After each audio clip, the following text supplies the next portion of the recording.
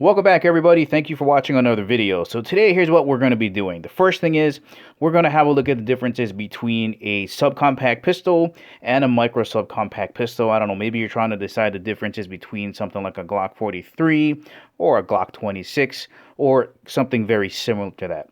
Now, in the process, we get to also have a better look at two great budget options for CCW. This is the Canik TP9 SC Elite, and on the right, we have the Taurus GX4. Now, of course, the main benefit of going with a micro compact pistol like the GX4 is that it's simply more comfortable. It's smaller. You're more likely to carry something that's more comfortable on an EDC basis. And the questions become, well, what exactly are you giving up? Now, the first thing I want to say is I did not notice a shootability difference between any type of micro sub pistol or a subcompact pistol. To me, they shot exactly the same. They're just a little bit smaller. So maybe people with larger hands might not like it, but if you have average to small hands, I don't think it's going to make a difference. Let's have a look at some of the size differences here, maybe starting off with the weight difference between these two. And let's see what the weight difference is here. So let's get the Canik on here first. Canik coming in at 1 pound 9 ounces, and we got the Taurus GX4 coming in right around 1.2 ounces. And guys, I'm going to tell you right now that that's a difference of one complete loaded magazine. So it's kind of like you almost get a 2-for-1 deal when you go with the smaller micro sub pistols. Now, micro subs have been around for a while. In fact, Taurus had one called the 709 Slim, which I loved. Ruger had the LC9, the original one. Now, those were single stack 9s, so round capacity was an issue. I think it was 8 rounds for those. Now you got up to 11. And it's kind of a hybrid magazine. It's like a double stack that feeds into a single neck right up here. If you compare the Canik, it is a true double stack. It just goes back and forth up here. Real no single feed neck up here. But if you look at the differences between these two, the Taurus has 11 rounds. The Canik has 12. It's a 1 round difference. But when you tilt them sideways, look at the difference.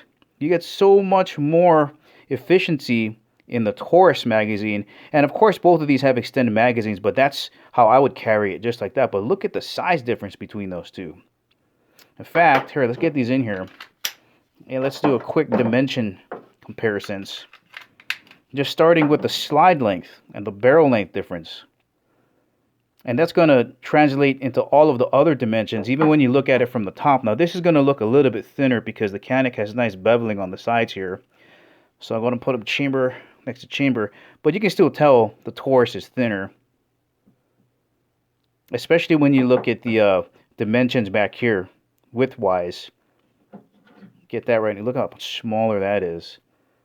Also translating down into the thickness of the grip going this way. Just thinner, wafer thinner, much more comfortable to carry on an EDC basis. Now, both the Canik and the Taurus are going to have very similar features. Both of them feature a blacked out serrated rear, just a simple dot system in the front. Optics ready for both. Front and rear cocking serrations. And it's funny talking about front and rear cocking serrations. You know, about 10 years ago, nobody had front cocking serrations. Hardly anybody. Now everybody's got them on there. Both have decent sized trigger guards. To me, that's important because when you're in a high-stress situation, you want to be able to get your finger in there. Smaller trigger guard, you might be kind of fussing around in there. Right, really big trigger guard on the Taurus. Not much of an accessory rail, but they do have flashlights that attach to the trigger guard for the Taurus. You see the pick rail up here on the Canik. One of the things I don't like about the Canik is the slide catch release. It's so chunky. It's ambidextrous. It's on both sides. But it makes it just really awkward to place down someplace. And it does add a little bit of thickness to the overall frame. Where you look at the Taurus, it's only on one side. Look at that thing. It sits so flush to the frame. So clean, only on one side. Just want to show off these triggers a little bit because both of these companies have really good triggers. Alright, here is the Canik. Just a smooth take up to the first wall. It's so crisp. Here's the reset, very short reset, and then back on it. Okay, we'll do that once more. Smooth all the way up to the first wall. Nice clean break. There's the reset. And back down. And surprisingly, to most people, check out the Taurus. That's it.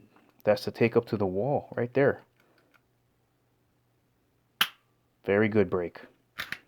Here's the reset.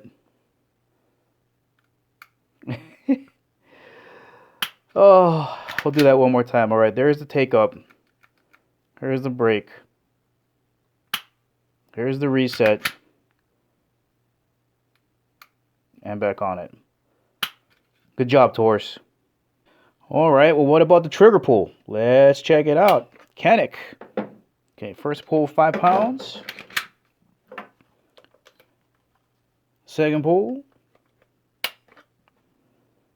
4 pounds, 14.7 ounces. Very good.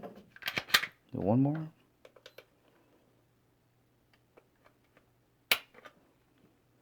4 pounds, 8.8 ounces. That's damn good. Taurus, first trigger pull. 5 pounds, 9.5 ounces.